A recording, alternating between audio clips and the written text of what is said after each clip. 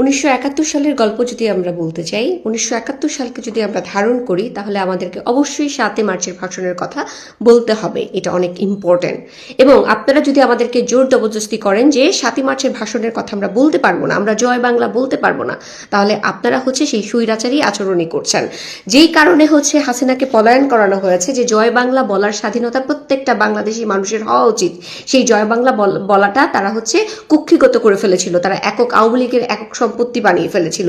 যেই কারণে কিন্তু অনেকগুলি কারণের মধ্যে এটাও একটি বড় কারণ যে আমরা বাক স্বাধীনতা পাচ্ছিলাম না, আমরা আমাদের মতো করে কথা বলতে পারছিলাম না। সেই কারণে কিন্তু আজকে হাসিনা পলায়ন হয়েছে। এই কথাগুলো আমাকে বলতে বাধ্য হচ্ছে। একই কাজ যদি এইখানে এসে 2026 সালে এসে যদি আপনারা আমাদেরকে বাধ্য করেন যে জয় বাংলা আমরা বলতে পারবো না, 7 মার্চের কথা আমরা বলতে পারবো না, 1971 সালের কথা আমরা বলতে পারবো না, শেখ মুজিবর যে অবদান রেখেছেন বাংলাদেশের জন্য, সেই অবদান তাকে তার সেই স্বীকৃতি বা সেই সম্মানটুকু তাকে দিতে পারবো না, তাহলে আপনাদের মধ্যে এবং হাসিনার মধ্যে বা স্বৈরাচারী আচরণের মধ্যে কোনো তফাৎ রইল না। আপনারাও তাহলে সেই স্বৈরাচারী হইলেন, আপনাদেরকেও স্বৈরাচার বলা যাইতে পারে। আজকে ইমি ছাড়া যে কোনো মানুষ, ইমি যে কাজটা করেছে, যে 7 মার্চের ভাষণটা সে বাজিয়েছে, আমি একই কথা ইমিকে নিয়ে বারবার বলছি, ওই কাজটা আমরা সবাই করতে চাই।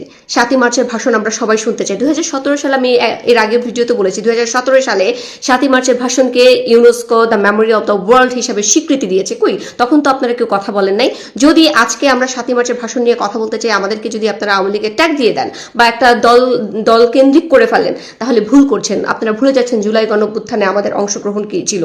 আমরা গুলির মুখে দাঁড়িয়ে কিন্তু এই আন্দোলনটা করেছি। সেই আমাদেরকে যদি আওয়ামী লীগের ট্যাগ দিয়ে এই যে ইতিহাস থেকে আমাদেরকে বঞ্চিত করেন, তার মানে আপনারাও স্বৈরাচার।